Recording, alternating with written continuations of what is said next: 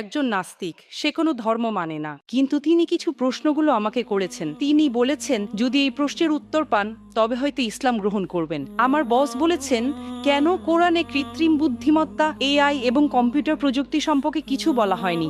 কারণ এখন এআই খুব বিপজ্জনক হয়ে গেছে। এটি অনেক কিছু করতে পারে, যে কোনো কিছু সিদ্ধান্তও নিতে পারে। আমার বস এই ব্যাপারে খুব কৌতূহলী। ধন্যবাদ। আপনার বসকে বলুন কোরআন কোনো সায়েন্সের বই নয়। SCIENCE। যদি কোরআন সায়েন্সের বই হতো তবে এটি বিশালাকারের হতো। এই যে ভবনটি দেখছেন এর ভেতরে যত বই রাখা সম্ভব সব বই মিলেও এর সমান হতো না। যদি কোরআন বিজ্ঞানের বই হতো আর এতে সব বৈজ্ঞানিক তথ্য উল্লেখ করা থাকতো তাহলে কোরআন এতটা বিশাল হয়ে যেত যে আপনি কোনোদিনও তা পড়ে শেষ করতে পারতেন না। কোরআন কোনো সায়েন্সের বই নয়। সায়েন্স, আপনি যদি জিজ্ঞাসা করেন কোরআনে কি লেখা আছে 2 আর 2 মিলে 4 হয় না, কোরআন কোনো সায়েন্সের বই নয়, এটি নিদর্শনের বই। SIGNS। তাই আমাদের দেখতে হবে কোরআনে যা কিছু বলা হয়েছে তা যেন ভুল না হয়।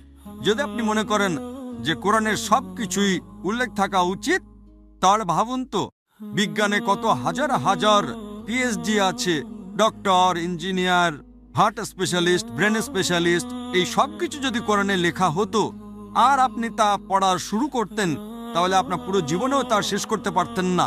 ঠিক না বেঠিক? সুতরাং কোরআনে বিজ্ঞানের সবকিছু উল্লেখ নেই, দয়া করে ভুল বুঝবেন না। কিন্তু কোরআনে যা কিছু বলা হয়েছে তার কোনোটাই ভুল নয়। যদি কোরআনে এমন কোনো বৈজ্ঞানিক তত্ত্ব থাকে যা ভুল প্রমাণিত হয় তবে তা আল্লাহর পক্ষ থেকে হতে পারে না। আর যদি কোরআনে এমন কিছু বলা হয় যা বিজ্ঞান অনেক পরে 200 বা 400 বছর পরে আবিষ্কার করেছে তাহলে সেটাই মুজিজা। তাহলে প্রশ্ন হলো কোরআনে AI এর কথা বলা হয়নি কেন? কোরআনে এটা কেন থাকা উচিত?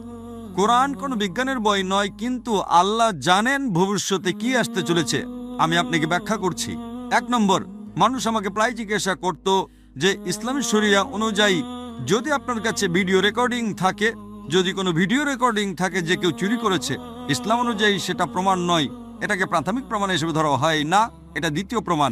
10 বছর বা 20 বছর আগে যে কোনো সাধারণ আদালতে যদি আপনি CCTV ফুটেজ দেখাতেন আর তাতে চোর ধরা পড়তো যে কেউ চুরি করছে, সেটাই যথেষ্ট ছিল। কিন্তু ইসলামে তা নয়। ইসলামের চোখের সাক্ষী প্রয়োজন। তখন মানুষ অবাক হয়ে বলতো এটা কেমন ধর্ম? কোনটা বেশি নির্ভরযোগ্য, প্রত্যক্ষদর্শী নাকি ভিডিও রেকর্ডিং? কোনটা ভালো, ভিডিও রেকর্ডিং ঠিক না ভুল? আপনার বসকে জিজ্ঞাসা করুন। সুতরাং 20 বছর আগে যদি আপনার কাছে ভিডিও রেকর্ডিং থাকতো তবে তা ইসলামের চেয়ে সুবিধাজনক না। প্রত্যক্ষদর্শী হলো প্রাথমিক প্রমাণ, ভিডিও রেকর্ডিং গ্রহণযোগ্য ছিল না। আজ যখন কৃত্রিম বুদ্ধিমত্তা এসেছে আপনি সহজেই আপনার ডাকাতের একটা ভিডিও তৈরি করতে পারেন। সুতরাং আজ এখন মানুষ জেগে উঠেছে। আজ এটি প্রাথমিক প্রমাণ নয়। তাই ইসলাম অনেক উন্নত। আল্লাহ জানতেন AI আসতে চলেছে। আপনার বস জানতেন না, আপনি জানতেন না, আমিও জানতাম না, কিন্তু আমি বিশ্বাস করতাম।